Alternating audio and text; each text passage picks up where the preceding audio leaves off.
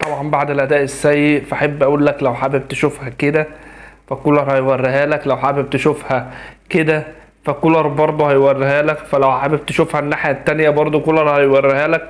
مش هيوريها لك عدلة غير بعد ما تكون خربت ملطة.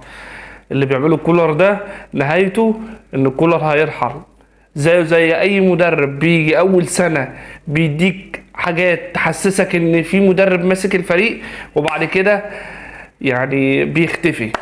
هارد لك لينا الثلاث نقط فوز ممكن مستحق لنادي الزمالك، يستاهلوا يكسبوا.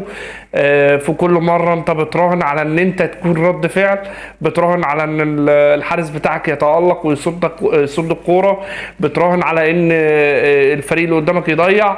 المره دي خابت معاك يا كولر. مش الاهلي اللي يجري ورا النتيجه، مش الاهلي اللي يجري ورا النتيجه، الاهلي دايما لازم يكون فعل مش رد فعل.